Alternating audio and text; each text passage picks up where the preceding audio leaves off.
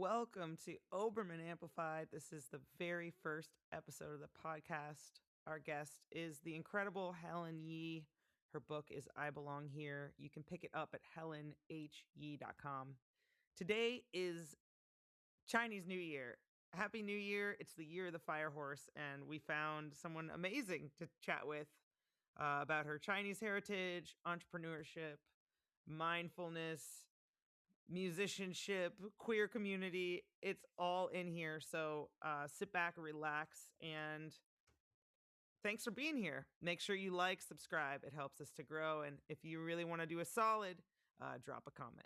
Hello and welcome to Oberman Amplified. I'm here with today's guest, Helen Yee. I'm so excited to have you. Oh my gosh. Thank you so much, Kristen, for having me on your show. I feel very, very honored and just really excited. Yay! Okay, well, we have a lot to talk about. You were born in Hong Kong, raised in Columbus. You founded the American Institute of Alternative Medicine, where you're currently the CFO. You are a third-degree black belt, so don't fuck with you. You are an Olympian, two-time national gold medalist in Taekwondo.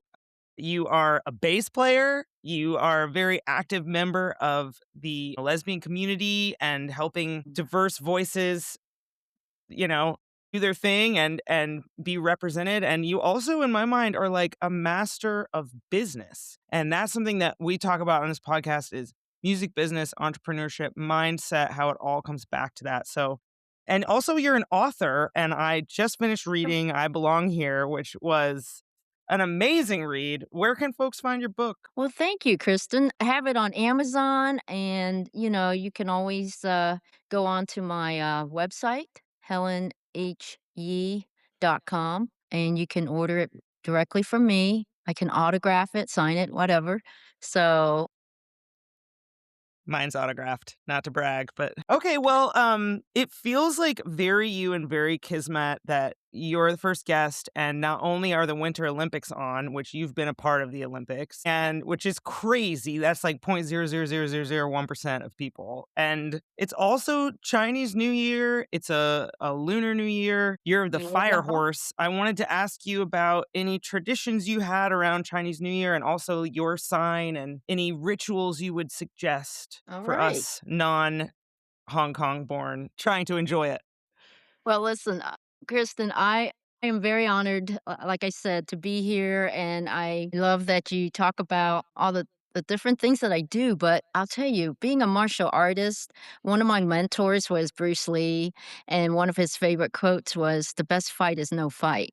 And so, even though I might sound like a badass on paper or have the belts for it, but honestly, if I can avoid any kind of situation where it comes to a physical level, I try. And far as like Chinese New Year, yeah, my celebration for many, many years, I've always been with a lion dance performance troupe where we go to lots and lots of different Chinese businesses, such as restaurants, stores, and so forth, and other organizations that celebrate it big time. We have the whole fireworks going, we have the big, big lions dancing on each other's shoulders, but I happen to be the, what do you call it, the little happy Buddha, and so I have to stuff my uniform with pillows so that I kind of fit the part, Because and I have you're this. not that tall, you have to be the Buddha? No, yeah, that, and, there's a specialness about being the Buddha because you have to have kind of a sense of humor.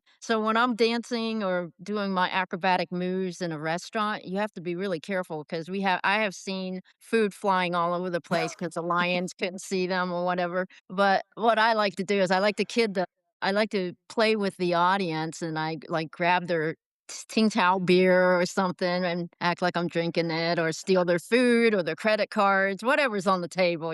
But celebration is the key though. You want to, and many restaurants still celebrate Chinese New Year's in that way, but it also brings our community together and we get to kind of put out there what it is that we celebrate, not only the resiliency of immigrants coming here to America and starting a brand new life here, you know? Not only were there challenges in the language, but also just bullying and racism, which I had experienced growing up in an all Catholic white school. So it really did get to a point where I was feeling I need to find a way to maybe defend myself. And so I got myself into martial arts, and I excelled in it because I also really like to be athletic.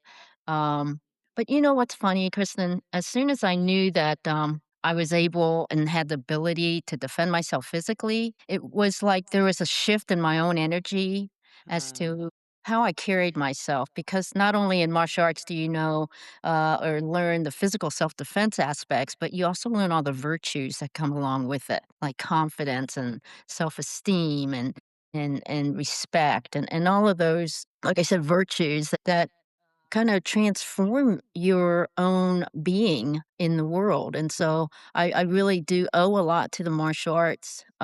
So as a second juncture, I never really liked to fight in class. Mhm. That wasn't the part that I really enjoyed about, doing taekwondo or kung fu systems. I've done several disciplines. So, but the thing was, I love the knowledge that I gained from it. But for some reason, my coach, my teacher, my master, and my best friend. She was also on the taekwondo team.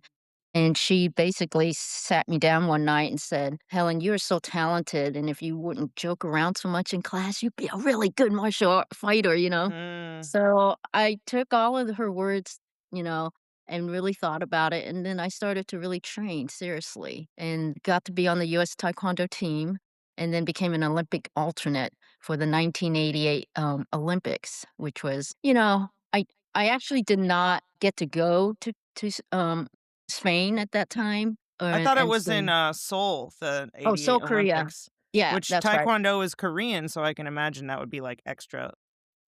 Yeah. Well, and they didn't send the alternates that year. So, and it was disappointing, but what really was great was the next following year they sent me to compete in the World Cup. And so I was able to actually compete against all the people that placed in the Olympics. And I actually got a silver medal in that competition. That one I'm really proud of because I did get to uh, go, toe to toe with some of the best fighters in the world. Incredible. That's amazing.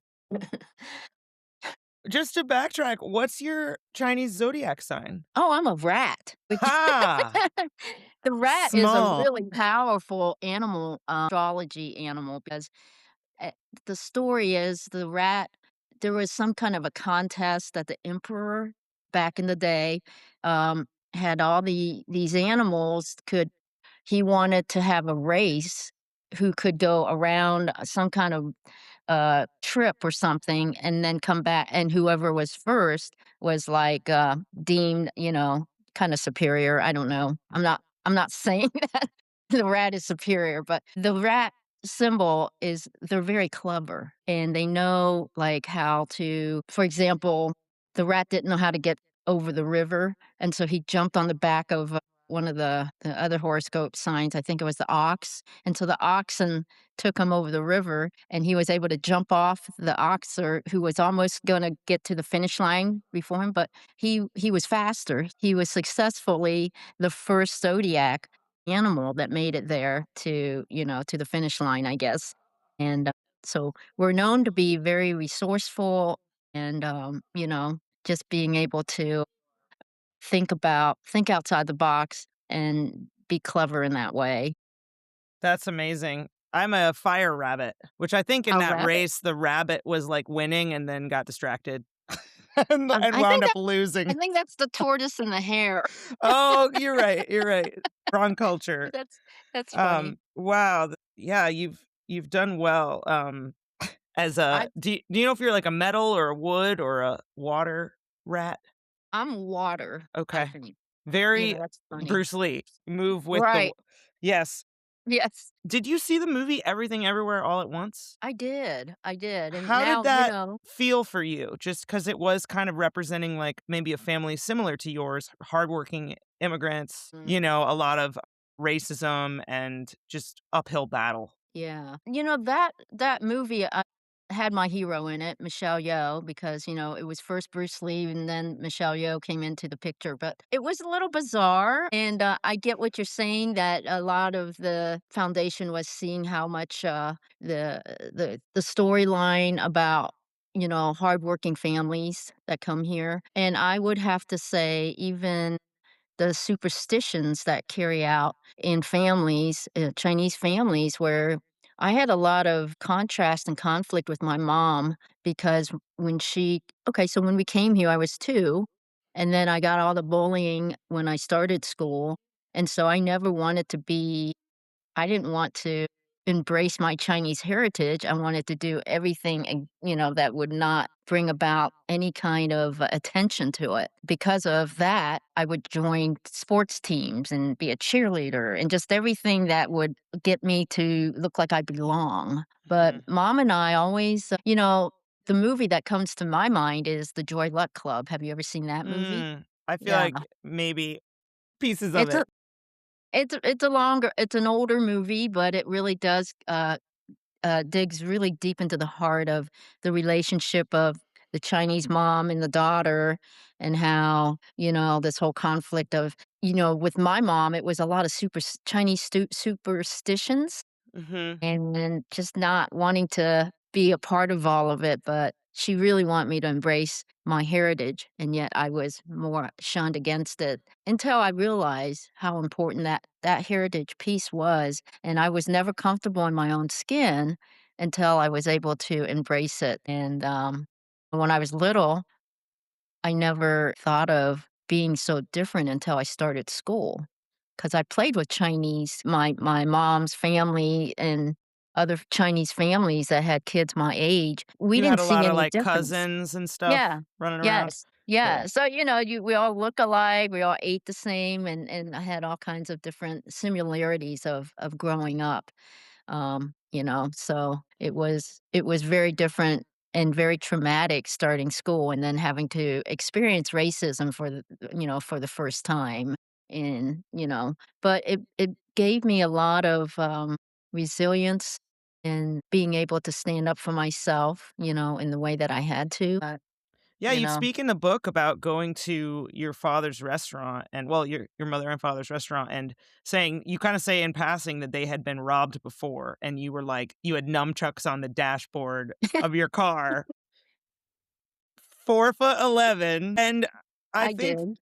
that's kind of, I don't know, that must be really terrifying to have this been a place that you and your little brother would, like, spend time after Mhm. school, and it was, like, your first job, and it just was probably like a second home or like another place you felt very comfortable, but then to have that sense of safety, like, Yeah. was that just Ohio in the is this the '70s, '80s? It's kinda Yeah. rough or I think it I think in general, so, I mean, anyone that's had an experience where they've been robbed, you feel so violated, and it is traumatic, whether it's in your own home or on the street or, in a restaurant and so forth. So that whole feeling was being able to when my mom told me about dad not wanting to get out of the restaurant just yet because there were 2 guys in a car waiting for him, it really made me, like, not only angry, but, what can I do to help this situation? So, of course, I screech up into my Plymouth Duster with my nunchucks on the dashboard. quick interruption from your favorite sponsor. It's me. And it's the year of the fire horse. My new album is called Pinto. It's out now on Righteous Babe Records. So pick it up today on vinyl, high quality digital download, cassette. Also, I've been in the music business game for a long time and I've worked as a consultant. I'm launching this podcast now, but if you want to go even further, check out my website and schedule a one on one free discovery call. Maybe we could start working together. And also, did you subscribe yet? Like? Okay, back to the interview. So, one of the stories I have in my book is when I got held up at gunpoint in the car, and I was driving home one day after band practice, just unlocked my door, and some guy slides into the passenger seat. And, my neighborhood's pretty friendly, so I thought it was one of my neighbors. But as soon as I saw him, he had like bandana over his mouth and nose, and then he pointed a gun at me, at my head and said, "I need you to drive me somewhere." And right there, my being just sank. And I teach self-defense, Kristen, so I know, like, I wasn't gonna go to a second location with him, but I also know that, um, my think just from all the years of martial arts, I was able to really ground myself, align myself, know what to do with the next. And I don't know where this came from, but I just looked at him and I said, "Hey, I know you." And that totally startled him. And it gave me precious seconds to put my knee up against my car door 'cause, I knew that I was gonna not be in the car anymore, and he goes, "You don't know me," and I said, "Yeah, you're Darren's friend." I don't even know a Darren, so it just came out of nowhere, and then he started to say, "Just drive," and so I said, "Okay," and I just flew myself out. I just pushed myself out, and I started screaming for help because that's the other thing in self-defense classes we teach, you should scream, um, and yell for help because even though you may not think that there's anybody around, who knows? Somebody might hear you or something like that. So that was my strategy. I jumped out of the car, I ran up to my neighbor's house, banged on it, just screaming for help, and then I hid. But what was really interesting is that my neighbor 2 doors down the other way, he had already gotten onto the non-emergency number, called the police and said, "Hey, there's a suspicious guy in the neighborhood." And the dispatcher says, "So?" And he said, now there's a woman screaming for help. So he heard me. Very sus. Yeah. He heard me. Then she said, "Oh, I'm dispatching cruisers right now." And so next thing I saw was helicopters, search dogs, all kinds of police lights, And you and ran under, like, a an car. SUV?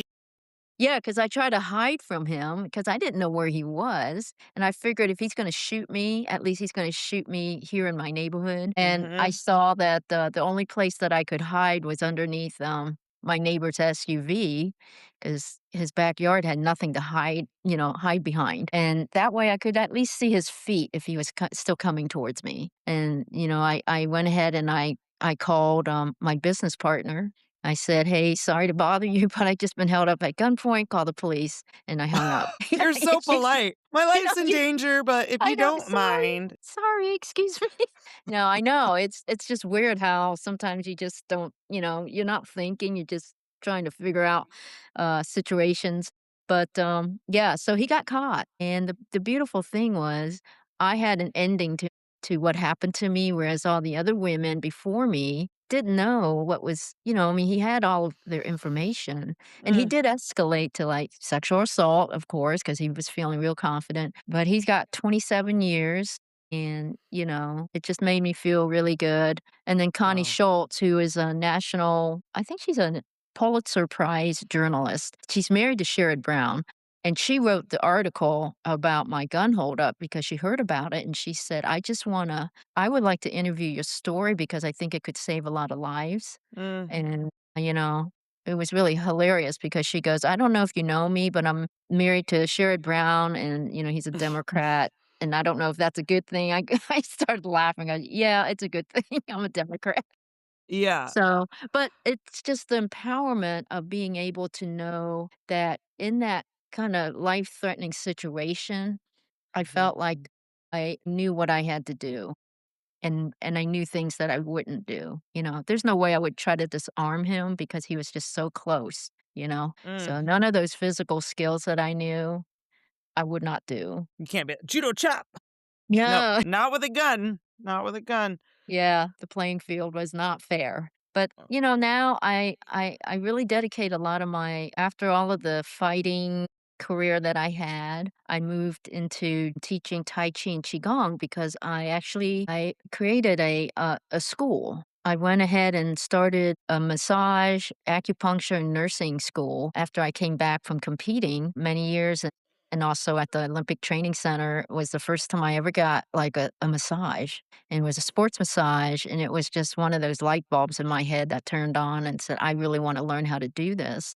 And that's how I got into body work and, opening up my clinics and then later my school. Well, I wanted to ask you a question about that because, well, first of all, thank you for being the type of person whose energy ripples out and makes the world a better place. It just seems like things Mhm. just flow around you, and I can see how the healing modalities would totally speak to you. But, for a lot of musicians or artists, entrepreneurs, there comes a time when you're like, I need to pivot what I'm doing. This isn't working anymore. And True. you talk about in your book how there was a point when you were just like, I'm past the age. I walked off on my own power, but it sounds like you kind of got smacked around pretty hard the last time you were going out for the Olympics. Yeah. And how would you suggest to people to like if they're gonna make a change, if they're gonna make a pivot to find joy in that? Because it doesn't seem like you were wringing your hands and you were like, oh no, it seems like very, you're a very kind of chill, matter of fact, like, okay, I'm gonna try this. Oh wow, I'm successful at it. Oh wow, cool. It's funny, Kristen, because when I was little, my grandfather always encouraged me to do Tai Chi with him because he would do it every day. And I would say, oh, that's for old people. So, of course, it comes, circling full circle towards me when I'm in my older years to teach the Qigong and the healing and the Tai Chi energy works. And it was kind of a natural segue because, yeah, my physical body couldn't handle all of the injuries that I was getting from fighting full contact.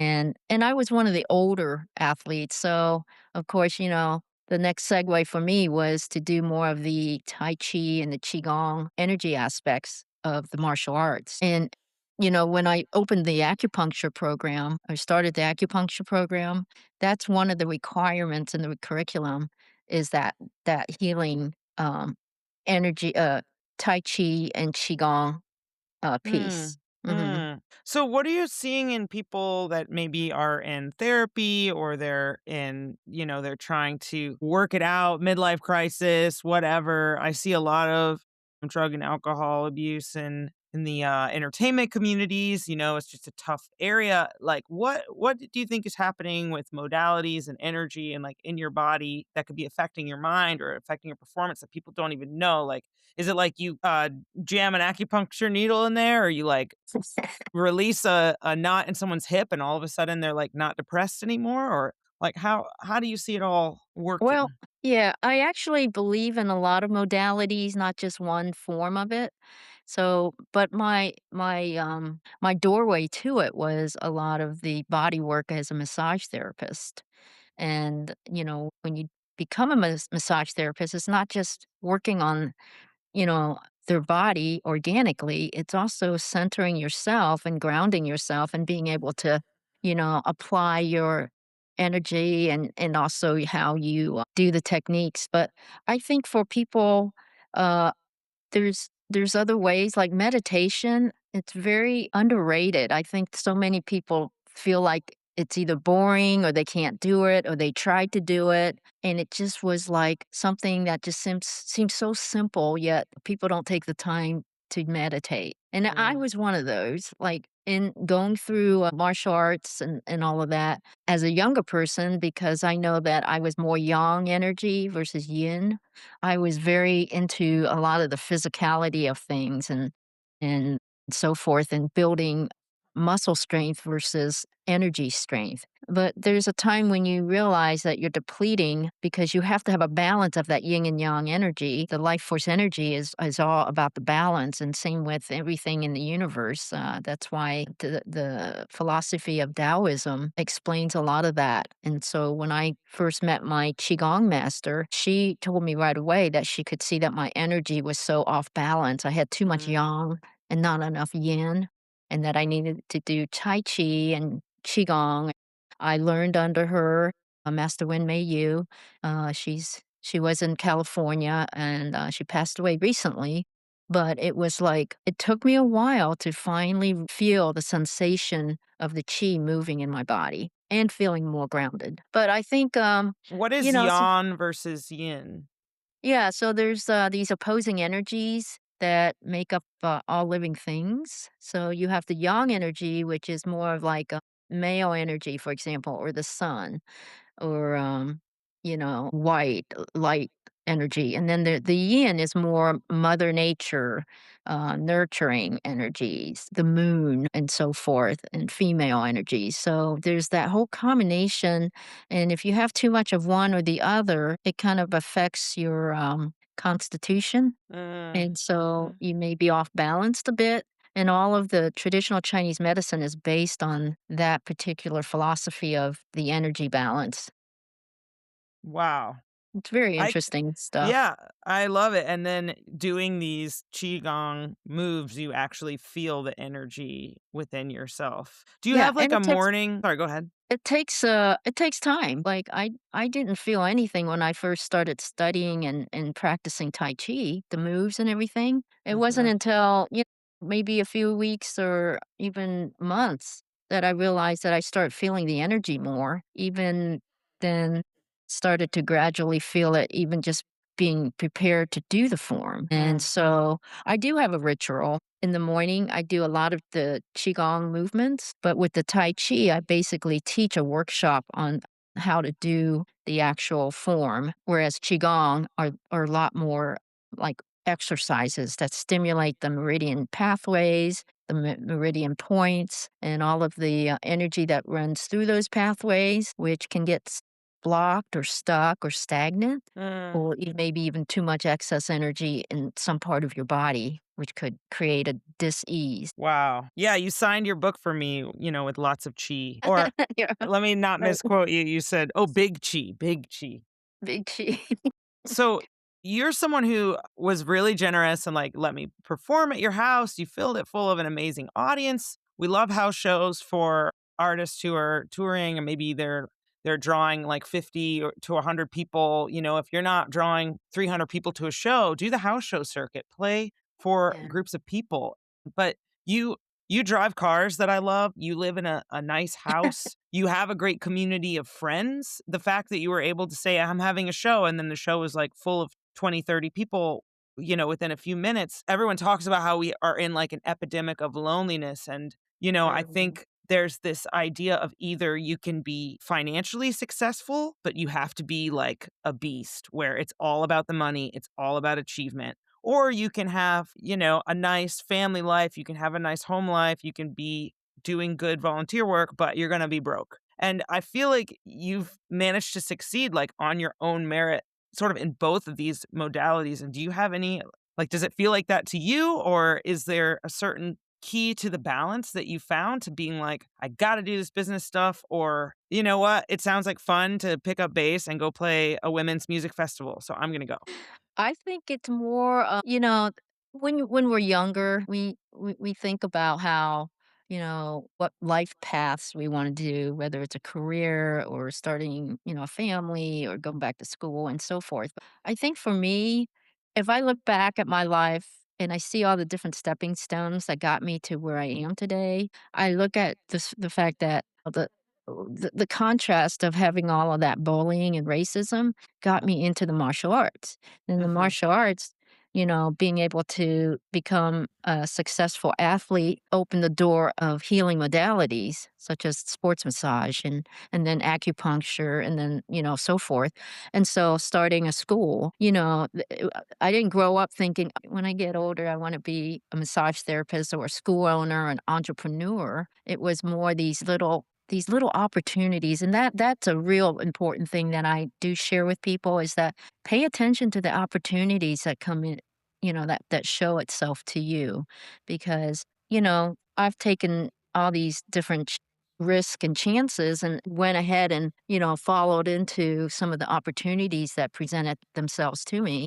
And they turn out to be really beautiful things, whether it's, a chance in business or in music. I never thought I would ever be in a band, but when I was little, I was, like, doing, not karaoke, but lip syncing to Motown music with my friends, and I always, like, just had that vision, like, just fantasizing, just daydreaming.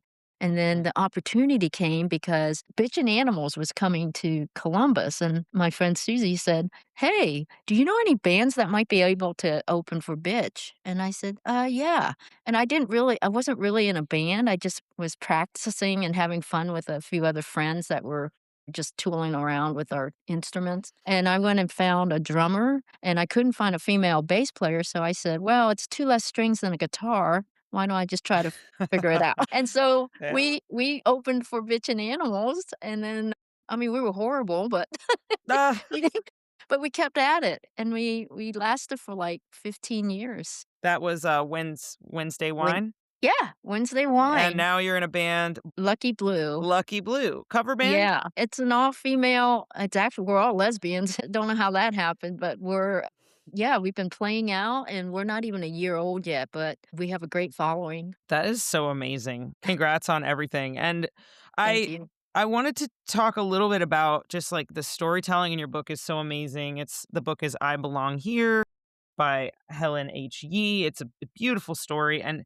you talk about going to Florida and going snorkeling and seeing a lightning strike in the water. Luckily, you weren't hurt, but I would love the description of what did that look like. And also, I just feel like coming from this warm, Hong Kong is like quite humid and tropical, right? Yeah, It's a they city. But yes. but you're born there and then you're in the Midwest, you're in Columbus, Ohio, and I feel like was there something about having your kind of, your youth in Florida and then in the water that was, I don't know, transformative or coming home in a way, just a place you needed to be? I didn't where we landed when I was younger, my family landed here in Columbus, Ohio. I grew up here. My grandfather started the restaurant business here, and then I happened to take some trips to Florida, but also, it wasn't until I was an adult that I moved there after graduating from college and, almost graduating. You'll have to read the whole reason for that, but I obviously moved down there just to be with somebody. I was in love and, we lasted for 6 years, and then, I think that was a completion of a chapter in my book in my life, and then I moved back because, I wanted to be around family, and then but I think some of the experiences, especially with Florida, it was the ocean that I missed the most. Anything that I It wasn't a career thing, it wasn't other people, it was the nature of all the undersea world because I would snorkel a lot, and I would see all kinds of sea life going on that you'd never believe that, like, these huge jellyfish that were 4 feet in diameter, like a Wow. whole island of a whole, I don't know, tribe of them, and I almost, like, swam right into them if I didn't have my mask on. I would see, the same eel or sea urchin or something like, the flounder that buries itself into the sandbar. And yeah, sometimes phenomenal things like lightning striking the ocean while we were in the water still looking, with our snorkels and it just looked like this whole flash of bright light. Hmm. And, it must have been far enough that it didn't it didn't get, hurt. At least I hope not. I mean, maybe I have some dead brain cells, I don't know. But it was really incredible. You see dolphins doing, like, spins in the air, flips and stuff, and I thought Wow. they learned that at SeaWorld, but they're in their natural environment and habitat, and they're still doing that, which is kinda cool.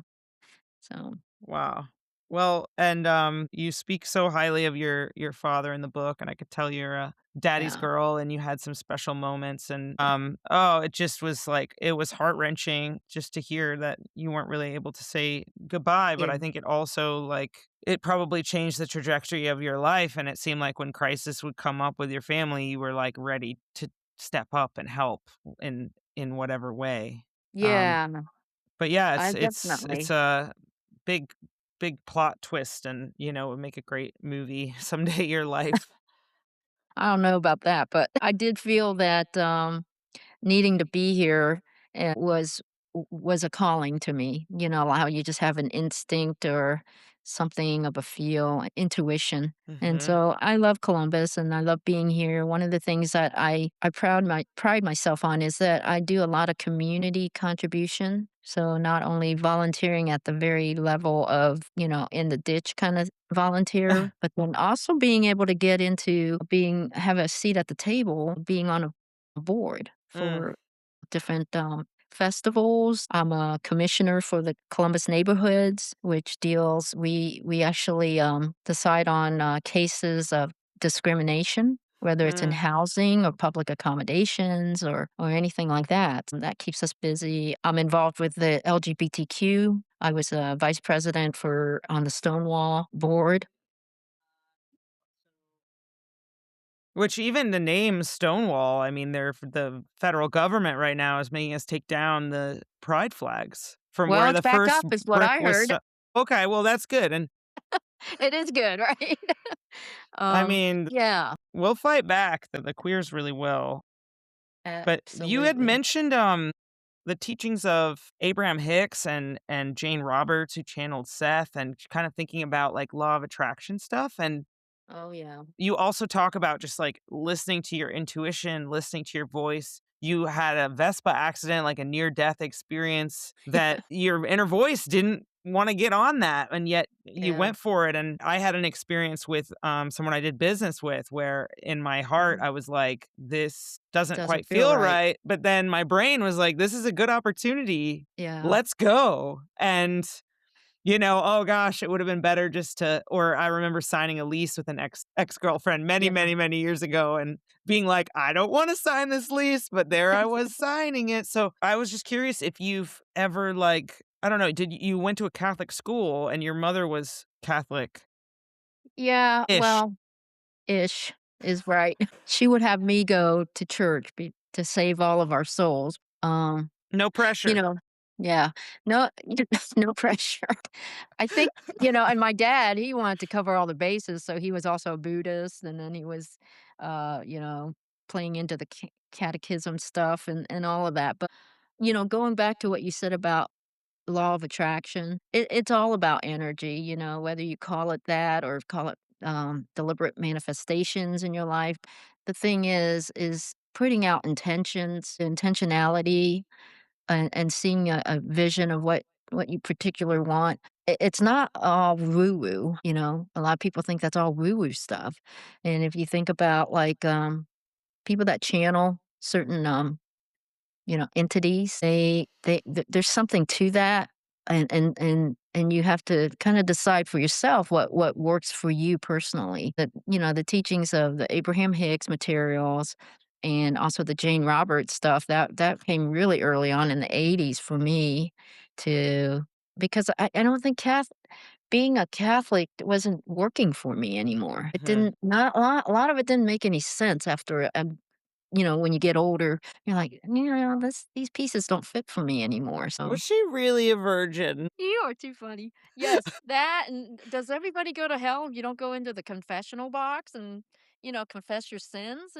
It doesn't make sense, like we Mm. have this big old world of, globally we have so many different religions, so many beliefs and stuff like that. And I do truly believe that people that are kind-hearted and so forth, that's where I think where we connect here, at least in this realm, to be able to manifest kindness and connections with each other. And there is a lot of things that are challenging in this world now. And I think about, especially with the ice happening, it makes me, I live differently.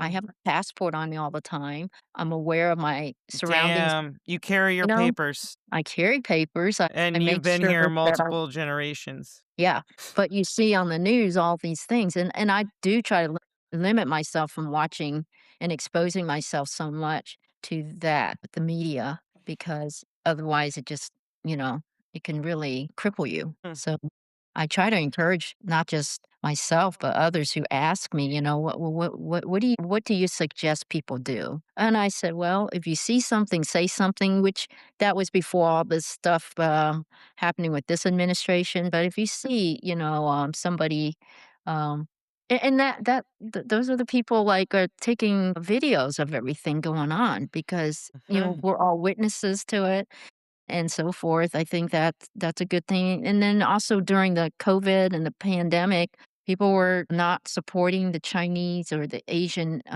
communities because of him saying that it was the Chinese flu that was causing this flu virus or whatever. So you saw a lot of businesses go out of business. You saw a lot of physical altercations of, people getting attacked and support those businesses, support somehow, go to a restaurant and if you see something or go to marches or places that you feel supported. Yeah, absolutely. And I think I sometimes fall into the like pity party of, oh, things I wanted to go after are like hard. Like, for example, I wrote a screenplay and Oh, it was an entire, feature film. I did a bunch of research for it. I spent uh-huh.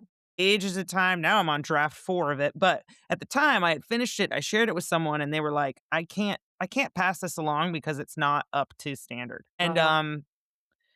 it was actually, like, devastating to me because I don't know if it's a millennial thing, but I was like, "I'm owed something," and I just think that being 4'11", being, like, you're a cheerleader, you're trying to do everything to be the perfect, like, Midwestern American, and people are judging you by the way you look, and you say in the book, like, God was like, "Hey, how about you'll be gay too, just for fun, like, on top of all this other shit you have to deal with." And Yeah. and yet you are such so you're laughing now, like, and you're the happy Buddha on the, Chinese New Year celebration. I mean, how does one keep taking punches and not have the joy get extinguished from it? Sucked And out of me. I think that's something that I'm struggling with a bit. It's, like, fun to pivot into this podcasting space because I've been so, like, hardcore about pursuing music for so many years that it's Mhm. like I need to just try to share information with other people and, like, spread joy and Mhm. see if that brings me back around to something. But, Yeah, and yeah, do I you, think like, ever just, like, rage or wanna just, like, flip out on someone?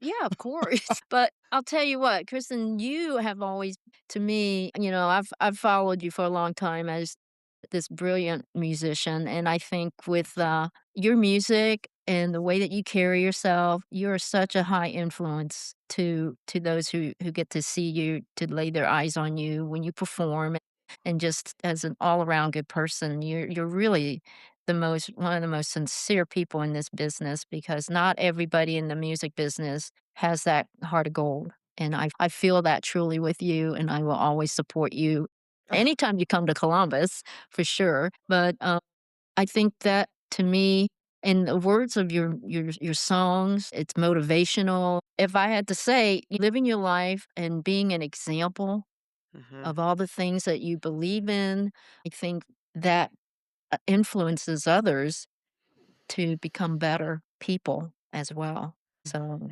that's I love that. You talk about the right person showing up at the right time. You talk about visions and dreams, and then talking about like is it called the modal lines or the what? in the lines of the Chinese Oh, acupuncture meridians, meridian lines, and meridian there's pathways.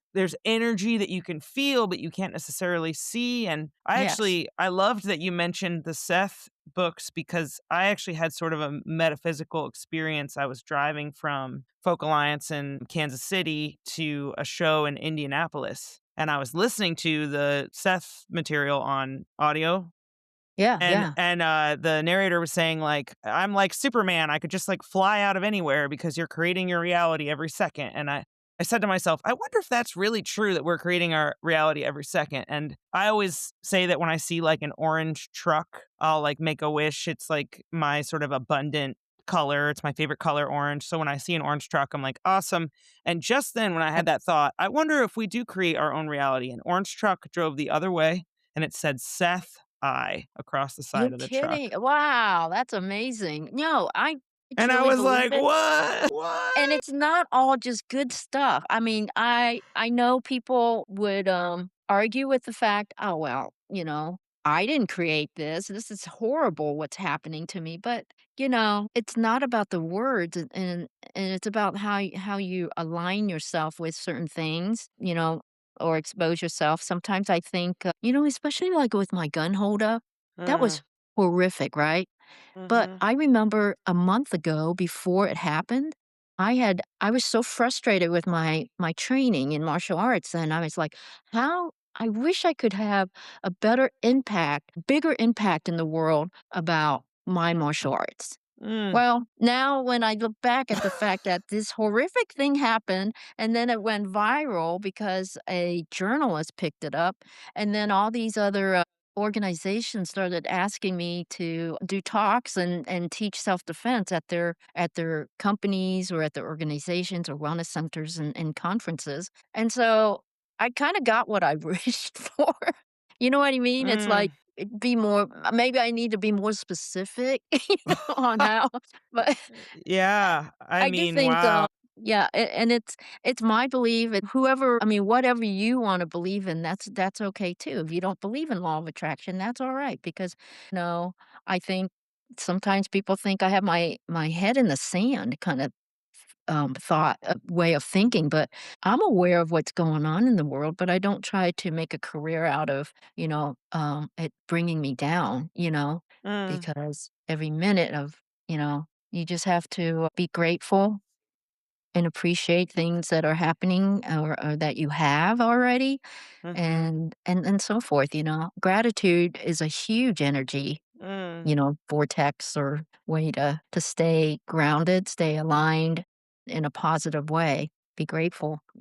That's yeah, that's so deep, and it really can shift the way that you're feeling in Yes. an instant, just to put it in perspective. I was driving Right. home from a shift at work, and I don't know, I've been working at a restaurant recently, which has been a ego death of a bit, but I was feeling sort of sorry for myself, and then I drove by, like, a big homeless encampment, and I had some food, and I dropped off the food for these people, and it was really, really super cold, and, Oh, I was really happy just to get back in my warm car and yeah, whew, not worried about, I don't know what mhm. such and such said or don't they know this and all that It's noise, you're right, it can have yeah. repercussions where the universe doesn't hear not this or yes this, it just hears what are you giving attention to and hears more of it.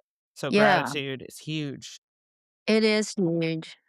I wanted to ask about you have a picture in the book of being at the March on Washington in 1987, I think, Yeah, yeah, that for was women's rights, or was it for lesbian no, rights? it was for gay and lesbian rights, and that was the first year they put out the AIDS quilt, and Mm, so it was one of my very first, activism, moves in my life or that it just really touched me that, to be there with all these other people. Yeah, that's it. I was so inspired to and so motivated to take more active roles in my life for mm.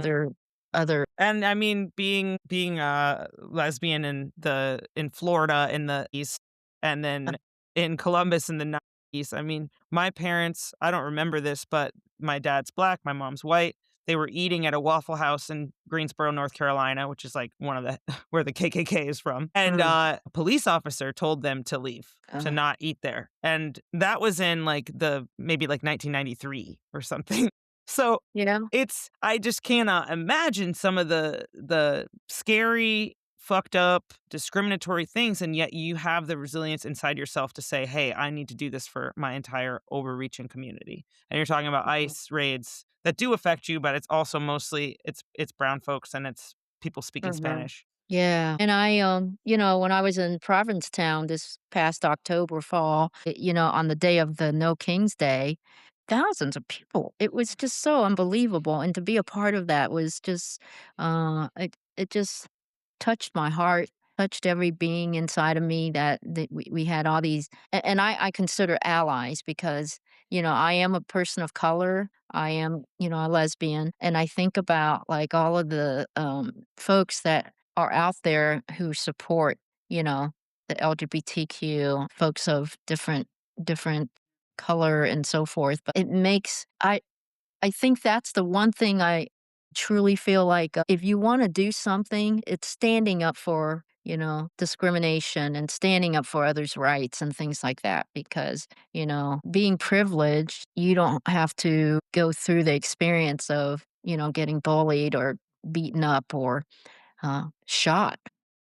Mm, Yeah. So, yeah. I think with all of this happening right now in this world, it's bringing a lot of people together, which is like a silver lining, is what I Mm, see it as. It's creating this connection of people, and people on the other political side are, yeah. They're starting to say, we're wait, I didn't vote yeah, for that. yeah. Citizens getting shot in the streets. And Yeah, or my neighbor being dragged out from, a car or something. It's becoming really well aware of so many things. I mean, even with strong people that are speaking up about the whole Epstein thing in this world.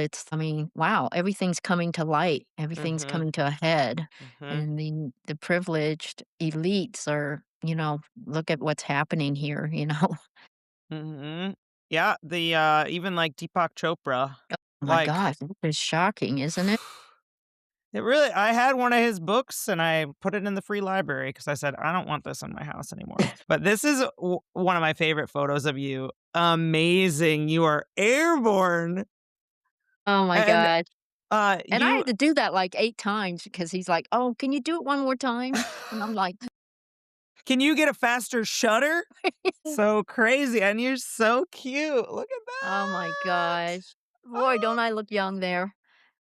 Yeah, that was Well, fun. have you ever thought about doing, like, stunt coordination for movies or TV with all of your martial arts background? And then you've also written a play, you've written a book, you can paint, you can do everything. It's amazing. I mean, I did go out and do some acting, and I've also been in several different commercials. I like to just explore other ways of being creative, even if it's Mm, reading a script and doing a monologue, but it really challenges me because I hate monologues.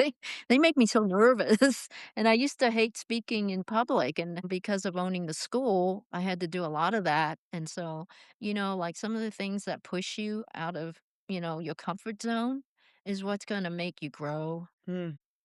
so Wow, so many amazing pieces of wisdom. Well, I kind of have a Mhm. recurring segment on the show. This was my grandmother's podcast in some ways. Oh, It's like a love letter to her, and it says, "Leave me with a smile." So if you that's can leave sweet. us with a joke or a funny story, just to leave us with a smile, the floor Oh is my yours. gosh. Well, I don't know. Like I said, I think, if you can just kind of take some time for yourself, the best time is usually in the morning when you're getting up, and just align yourself first before going out and being in the world because, there's always something pulling at you, but you wanna be grounded and be ready for whatever it is that's gonna, be your day, whether it's going out to work or to be with friends or to go somewhere. Keep pivoting to knowing that you need to be stabilized in your own energy and then go out and be who you are. I love So that. that's my